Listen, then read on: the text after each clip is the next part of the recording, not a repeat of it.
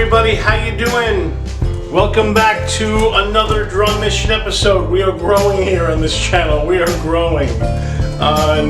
This is the new little mascot. I got it here somewhere in the frame. That's Gracklebird. I with the help of ChatGPT. And you know, read what it says, because that's what we're all about on this channel. On this channel, we're about giving you the tools to become your own drummer.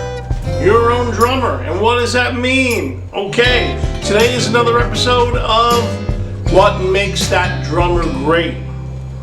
And what does make a drummer great? As far as I am concerned, as far as we are concerned here at the Drum Mission. Right now it's just me and Gracklebird. Is it that you have the fastest 16th notes in the world? 32nd notes? No. Is it okay if you do? Sure. Is it that you have the craziest, fastest polyrhythmical paradiddles in the world? No. Is it okay if you do? Sure. Might help you. Don't know. Is it that you have the greatest metronomic time in the world? No. Should you have a good time? Yes, you should. That's the one thing you should definitely have, some good time. Perfect time? No. Most of the drummers I think are great don't have perfect time. Don't. But the drummers we've had on this, we've featured on this episode before have been drummers like Liberty DeVito, Jeff Picaro. Are they the greatest of all time? No. But they chose to play in a way that was unique, and they did things to the tunes they were playing that was unique and their own. And today's featured drummer is Phil Collins. He certainly fits that mold. Did he have great chops? Yes, he did. But is that all he was? No, it's not. All right, Phil Collins. Phil Collins and I have a very special affinity, I'm just checking my sound, for Phil. Phil is a lefty, I'm a lefty. Phil plays lefty, I play lefty. There are a lot of left-handed drummers. Ringo was one, I can never say his name right, Carter Buford Carter is one. But both of those guys are lefties that play righty. And to Dave Matthews' drummer, it really became an advantage. Ringo had some issues with it. But Phil didn't do it that way. Phil does it like me. He put his hi-hat on the other side and played lefty. And Phil, when you go back to those Genesis days, he's a little, he got sick and he doesn't play so much anymore, but he's a great drummer, and his influence on other drummers is non-arguable, non-debatable. He has made a statement, and there are a lot of guys, including myself, that know how to sound like him. And what we do when we talk about this, look, if I were to go over all the things that Phil Collins did that was so incredible, this video would be 17 hours long. That can't happen. So I picked three things that Phil Collins did that I call PhilCollinsisms. Got the word right there. PhilCollinsisms. These are things he did throughout his career that really made a mark. It became not only part of who he is, but how a lot of us approach the drums. Phil was not afraid to bring the drums out front. So let's talk a little bit about his career. He started his career, he was answering ads in the paper, just like me. He was doing it in England, I was doing it in New York, way back when. He's answering ads, and he answers an ad for Genesis. And long story short, Peter Gabriel liked him, and he joins Genesis back in the Peter Gabriel days. And Genesis was really doing prog rock, real prog rock. Gabriel dressed up in costumes, and everything was very much a political statement, and the songs were suites and movements, lots of tempo changes, and it was difficult to play, difficult to execute, and so, you know, some guys would just have a time just holding on to all the edges of that music. And the guy that Phil replaced was kind of a more conventional drummer. And from what I understand, I've not really heard the man play, but Phil mentioned it, others have mentioned the guy was a good drummer. I believe he's on the first 2 albums. And then Phil is on Foxtrot, and he does something in a song called Watcher of the Skies, that if you watch any of his interviews on YouTube, they will mention this song. Phil plays an ostinato, and it is so cool, this little thing that he does. And this becomes a PhilCollinsism. Throughout the course of his career, he has done ostinatos. I'm going to go right to the drum lab now. We're going to talk about what ostinatos are. But this is Phil doing something that's not a conventional rock beat. Something that, at least from what I know up to that time in rock music, wasn't done, at least very often, if it was done at all. And he creates this mood and this feeling that everybody goes, man, the first time I heard that, I thought, wow. All right, everybody, welcome back to the Drum Mission Drum Laboratory. I always in my head want to say Drum Laboratory. I don't know why. Because, you know, up here, I'm not right in the head. I'm really not right in the head. All right. What he plays in this song is an ostinato. I got the definition here so you can read it. Ostinato is a repetitive pattern, either just the bass or the bass and drums or anybody. It could be anybody. The piano, it could be anyone in the band. Usually it's in the rhythm section. It's an ostinato that does, it's a repetitive pattern that does not change even though other things in the song around them may change. And Phil liked to do this kind of thing. And he was good at it, at coming up. Him and the bass player came up with some really good ideas. And I'm not actually sure if this was done on bass or keyboard bass. I'm not actually sure. I just love what Phil does on this, and it's not easy. So this is in 6/4. There are no real accents. He does throw some in as the tune goes on, but there are no real accents, especially in the beginning. And this ostinato goes on for most of the tune, which is about 9 minutes long. 112, where this starts, is not bad. But as this goes, it gets to be like 120, 121. I'm going to do it at about 115 for you, okay? But let's talk about it first. 6/4, here's the pattern with just my hands. Just my hands. Let's do it nice and tight. Let me count it through for you. 1 E and a 2 E and a 3 E and a 4 E and 5 E and 6 E and 6/4. I got the counting up here somewhere. Let's do it again. 1 E and a 2 E and a 3 E and a 4 E and 5 E and 6 E and. Now he opens up the hat a little bit. We're going to teach you another word today to make it more legato. So and legato means the sound is a little bit longer. Okay, I want you to sound like you know what you're talking about. All right. So again, hi-hat a little open. Let's do it one more time, but let's add the bass drum. Bass drum is very easy. It's just on the downbeats. It's on 1, 2, 3, 4, 5, 6. He does both hands together. He does them relatively quietly. One of the things about Phil that you'll notice, if you're ever doing a Genesis Shruti band, or you're playing a Genesis in a Genesis band or a Genesis tune, and maybe you're doing an original tune and you think, boy, how would Phil Collins play this? It sounds like something he might do. Well, here's some things you can think about. Phil didn't do a whole lot of stuff in that middle range of his dynamics, which would be not too loud, not too soft, or we would call that mezzo forte. He liked to play pianissimo, and he liked to play SFZ, which would mean super fortezando, which would mean very, very loud. He didn't do a lot of stuff in the middle. So this is like 1P, pianissimo, and he's got the bass drum doing all 6 downbeats. So here we go. 1 E N, 2 E N, up 3 E N, up 4 E N, 5 E N, 6 E N.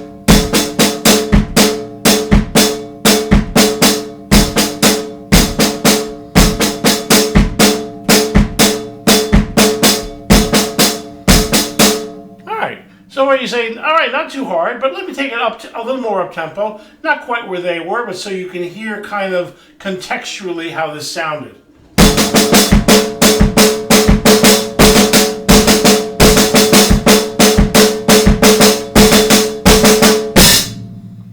All right, now at tempo. Watcher of the Skies.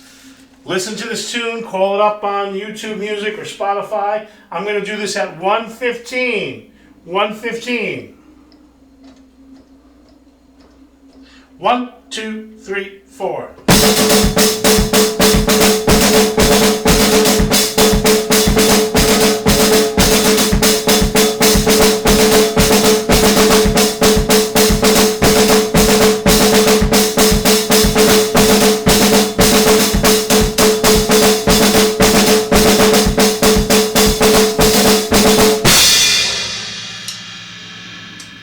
That is much harder than it looks.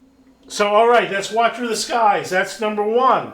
All right, Watcher of the Skies. That's on the Foxtrot album. There's Phil beginning to show that he is not just any old drummer. He's something special, something unique. All right, we move up a little further.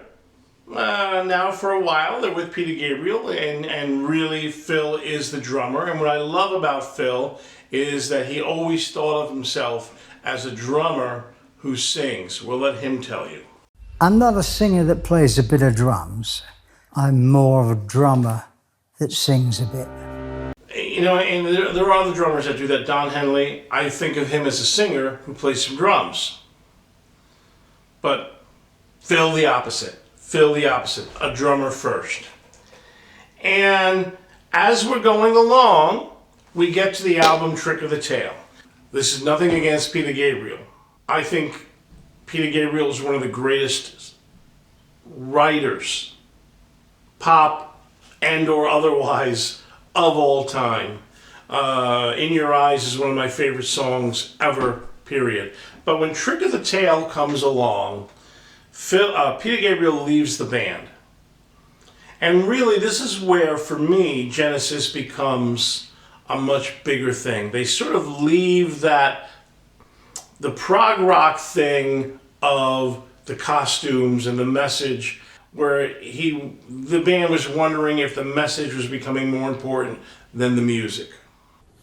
I was always a music guy. And I think we all started to get a little bit ratty with the way we were reviewed.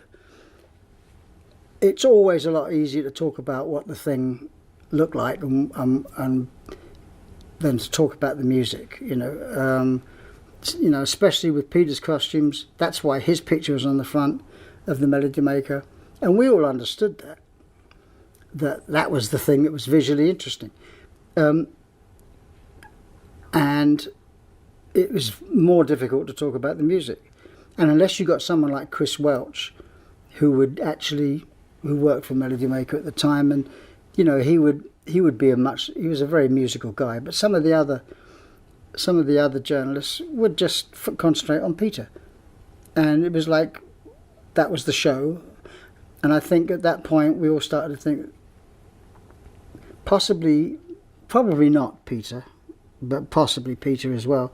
We all started to think, well, I wish it was a little bit more about the music. So Phil has to take over the singing duties, and man, oh man. Some of my favorite playing that Phil Collins has ever done is on that album. Plain and simple. Plain and simple. So I want to demonstrate the ostinato once again that he plays in Los Endos, which is like an underscore. You get the entire album, and then at the end of the album, they got this other like 5-6 minute tune, which has little themes from everything that came before it. And I want to show you this thing that he does, and in itself, it's not that hard.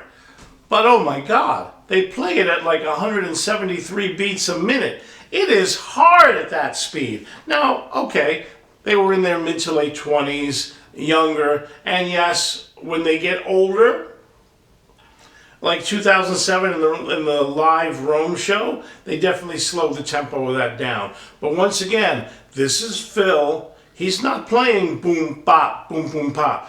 Did Phil do that sometimes? Yes, he did. But here, oh my goodness, it's not that at all. All right, this is my favorite PhilCollinsism, and this is freaking hard. All right, here we go. Here's just my hands.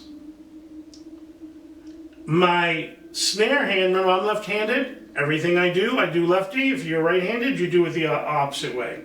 My snare hand is going to fill in all the missing notes. So watch, I'm going to do this nice and slow. 1 and 2 and 3 and 4 and 1 and 2 and 4 and 1 and 2 and 3 and 4 and 1.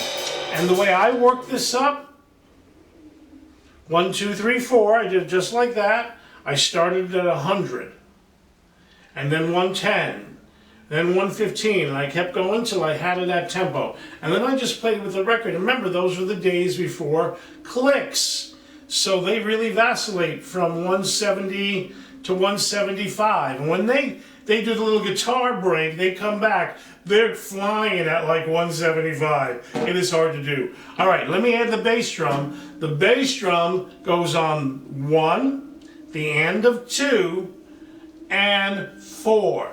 Watch. 1 and 2 and 3 and 4 and 1 and 2 and 3 and 4 and 1 and 2 and 3 and 4 and 1 and 3 and 4 and...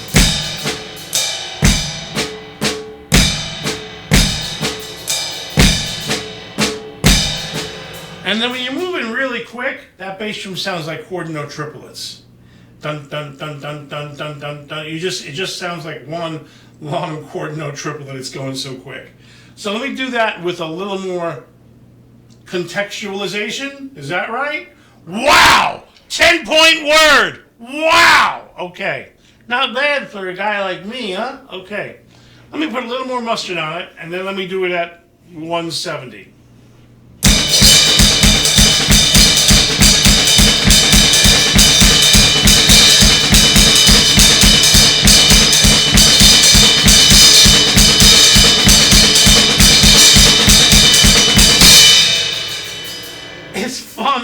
It's fun at that level.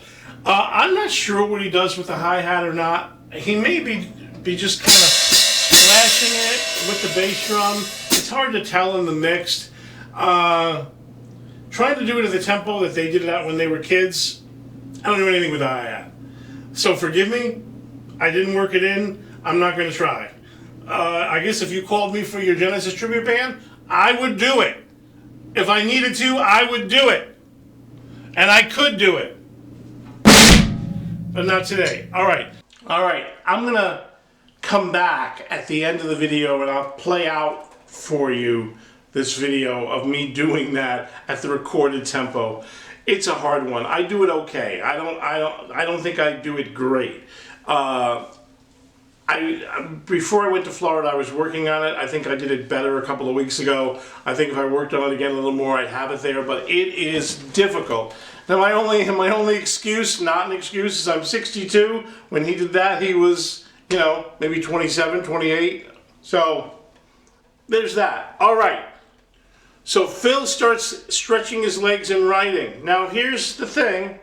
We tell everything on this channel. We talk about the negatives as well as the positives.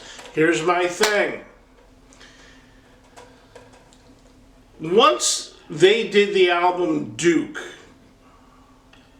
that was the last album that I bought of Genesis.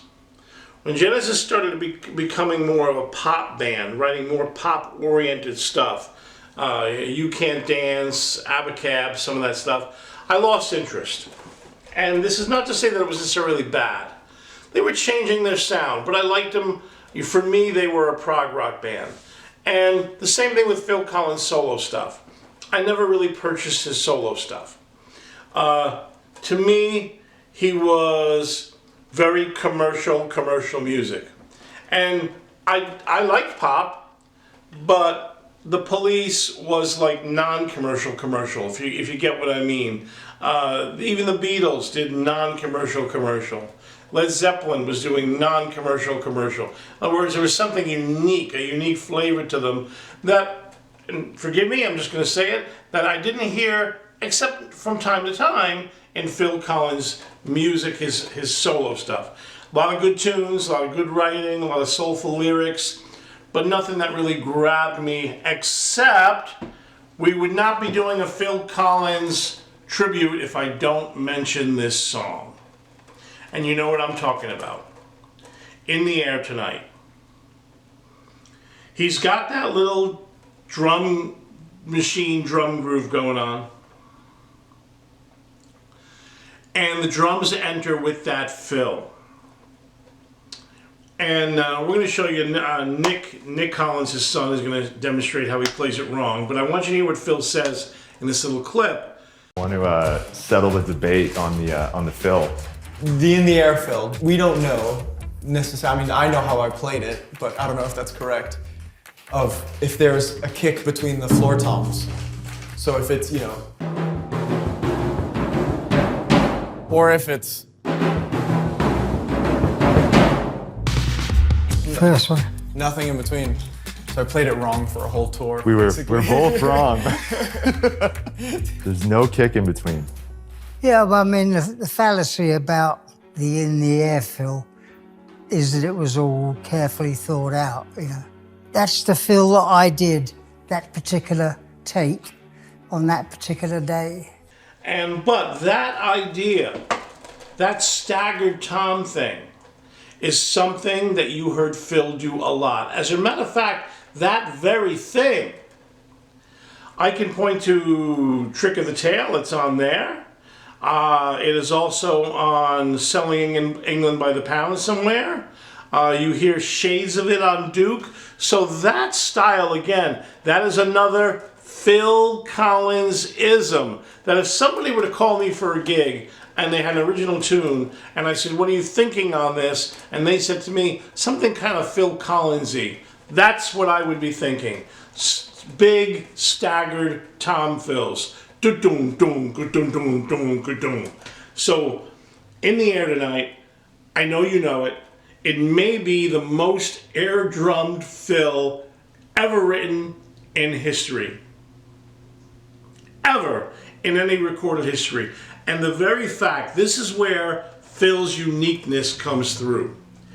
So here we have his prog rock, his pop, his love for Ringo and that staggered tom stuff, all coming together, pouring out of him, where he just lays down a fill that he didn't think very much of. He just does it. He didn't think that's the greatest fill of all time, and it becomes one of the most played, overplayed, air drum fills of all time. Let me demonstrate it for you, and then I'll take you out with Los Endos, that ostinato that we showed you a moment ago, at the recorded tempo. 1 E and a 2 E and a 3 E and a 4 and. One more time. 1 E and a 2 E and a 3 E and a 4 and.